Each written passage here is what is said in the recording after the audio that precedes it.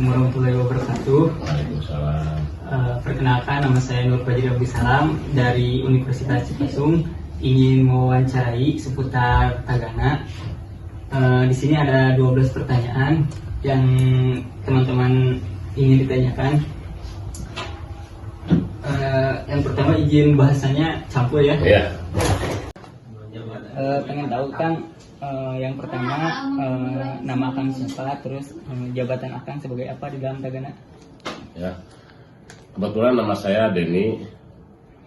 Kalau jabatan itu sebagai penasehat sama rekan-rekan dari pengurus diangkat jadi penasehat. Mungkin bukan karena pintar atau cakapnya, mungkin karena saya itu dianggap lebih tua dari mereka gitu.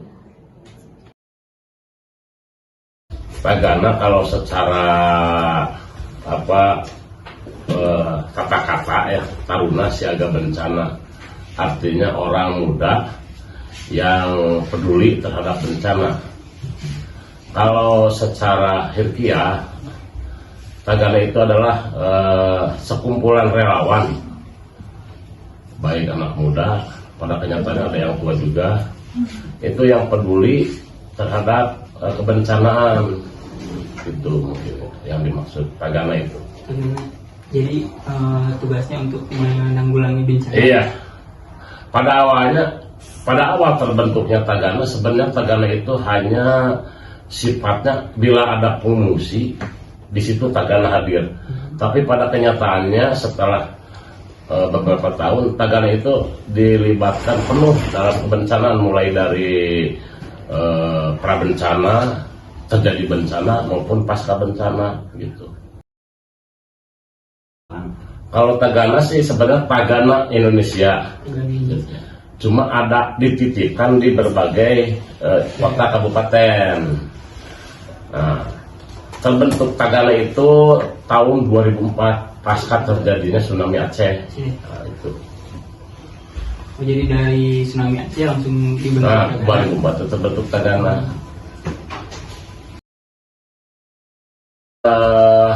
Tiap kota kabupaten itu berbeda-beda. Yang jelas ada seorang ketua forum, jadi forum koordinasi Tagana.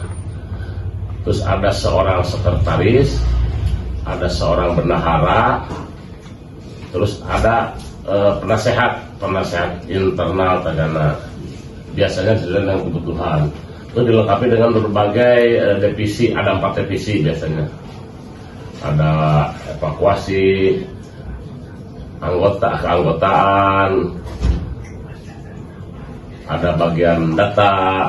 Intinya itulah banyak, ada di antaranya ada 4, bisa dilihat dari struktur yang ada di depan.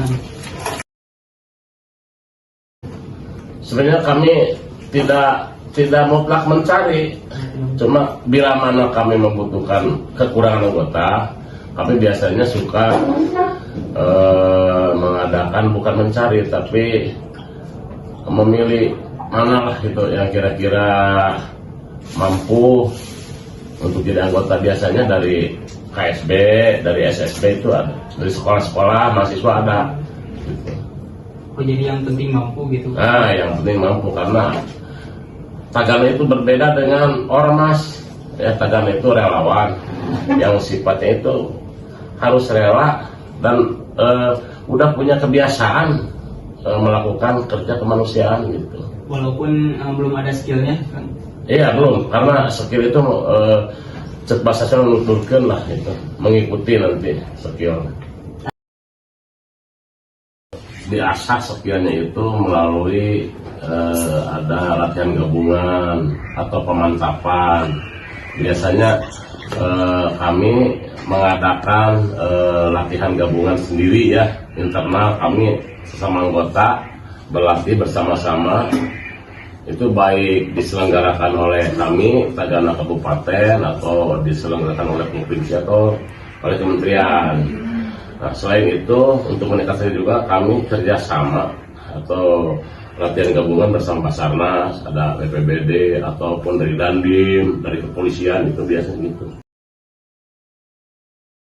Biasanya kami kan suka ada latihan untuk sekolah siaga bencana, atau ke desa-desa kampung siaga bencana, atau kami juga ada program sekolah Tagana masuk sekolah TMS. Nah, biasanya kami sebelum mencari keluar itu kami merekrut dari anggota-anggota itu, dari anggota KSB, SSB, ataupun dari sekolah yang pernah masuk program Tagana masuk sekolah gitu. Kalau dari pramuka gitu? Ada pramuka, ada itu biasanya. Pramuka banyak sih anggota pramuka di sini. Malah guru juga ada. Nah, terus terang Tagana itu tidak ada program kerja khusus yang menyangkut kebencanaan, kecuali kalau ada pelatihan-pelatihan biasanya ada disusun. Program kerja Tagana itu bukan menunggu ada datangnya bencana, ataupun yang jelas Tagana itu siap 24 jam bila mana terjadi bencana. Nah, itu program kerjanya itu jadi bukan ditentukan oleh kami, tapi alamnya menentukan gitu. Nah, ini kan kami ada jalur, ada beberapa tim ya, termasuk tim evakuasi, tim penanggulangan. Kami menurunkan tim rescue juga ada, reaksi cepatnya ada.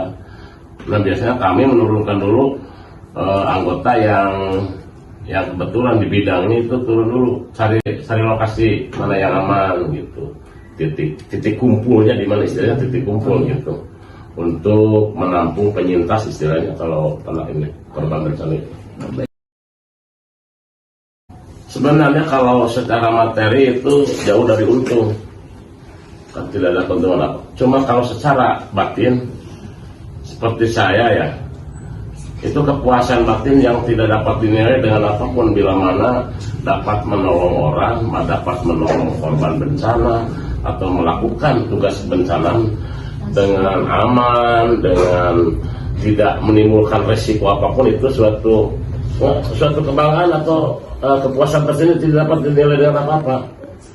Seperti kemarin di Cianjur, kami hanya ditugaskan untuk di dapur umum. Itu kepuasan yang tidak ternilai harganya, bila mana apa yang kita sajikan diterima dengan baik oleh para penyintas gitu.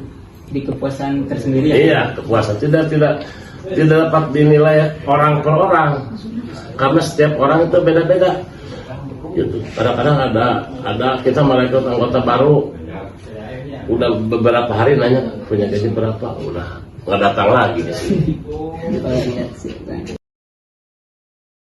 Kalau prinsip Tagana itu kan ada 3 ya, 1 komando, 1 korp, dan 1 aturan. Komando 1 komando, 1 aturan, dan 1 korp gitu. Nah, berkaitan dengan prinsip Tagana itu sigap tagap, artinya sigap dalam upaya melakukan penanggulangan bencana, tanggap dalam upaya memberikan pelayanan terhadap korban bencana. Itu yang mungkin yang dimaksud sigap tanggapnya itu. Terima kasih Kang Deni atas kesempatannya dalam menjawab wawancara kami. Sejarah Tagana, Taruna Siaga Bencana atau Tagana, yang artinya orang muda yang peduli terhadap bencana. Secara harfiah, Tagana itu sekumpulan relawan, baik mulai dari anak muda hingga yang tua. Pada tahun 2002, Tagana dibentuk atas menyikapi rancangan bencana berbasis masyarakat. Pertemuan di Lembang menghasilkan deklarasi pada tanggal 25 Maret 2004. Tagana dititikan di berbagai kota atau kabupaten yang ada di Indonesia, khususnya di Tasikmalaya ini, yang terbentuk pada tahun 2004 ketika terjadinya tsunami di Aceh. Struktur organisasi Tagana. Struktur dalam organisasi Tagana tiap berbagai kabupaten atau kota itu berbeda-beda, yaitu ada seorang ketua forum koordinasi atau FK Tagana, wakil ketua Tagana, sekretaris Tagana, bendahara Tagana, dan penasihat internal Tagana. Kemudian dilengkapi dengan berbagai divisi. Di sini ada 4 divisi. Pertama, divisi keanggotaan dan administrasi. Kedua, divisi pengendalian dan perencanaan atau evakuasi. Ketiga, divisi humas dan data. Dan yang keempat, divisi sarana dan prasarana. Program kerja Tagana. Nah, banyak yang bilang bahwa Tagana itu hanya bertugas saat bencana saja. Stigma tersebut perlu untuk diperbaiki. Karena apa? Karena hal ini terbukti adanya program kerja Tagana yang terbagi menjadi 3, yaitu prabencana, bencana, dan pasca bencana. Nah, seperti melakukan pendataan wilayah rawan bencana di mana yang bersangkutan itu berada.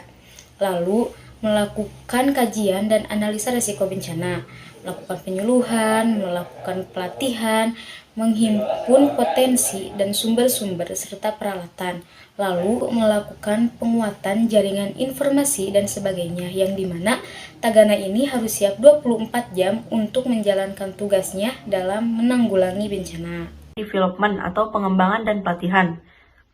Cara Tagana untuk melatih dan meningkatkan skill para anggotanya adalah dengan melakukan pelatihan atau pemantapan. Tagana juga melakukan latihan gabungan, baik itu yang diselenggarakan antar pihak internal, baik tingkat lokal kabupaten atau tingkat nasional, biasanya mengadakan jambore, ataupun pihak eksternal seperti bersama Basarnas, BPBD, Dandim, kepolisian, ataupun organisasi kebencanaan lainnya. Perekrutan. Tagana tidak secara mutlak mencari, namun bila mana Tagana kekurangan anggota, Tagana akan memilih orang yang memang mampu baik secara lahir maupun batinnya. Tagana juga mengadakan sosialisasi tanggap darurat bencana di KSB, SSB, sekolah-sekolah, kepada mahasiswa dan organisasi lainnya dalam rangka menarik minat untuk menjadi personel Tagana yang terlatih. Yang terpenting sebelum melakukan perekrutan, anggota Tagana adalah memastikan calon anggota baru itu mampu dan siap untuk menjalankan tugasnya bersama Tagana, yaitu menanggulangi bencana. Apa keuntungan menjadi seorang Tagana? Menjadi seorang Tagana tidak memiliki keuntungan materi, namun manusia itu adalah makhluk sosial, yang dimana tidak bisa hidup tanpa adanya orang lain. Tagana hadir dengan definisi tersebut. Keuntungan menjadi seorang Tagana adalah kepuasan secara batin ketika kita dapat membantu orang lain dengan ikhlas. Dan ini pun sesuai dengan prinsip dari seorang Tagana, yaitu patriotisme.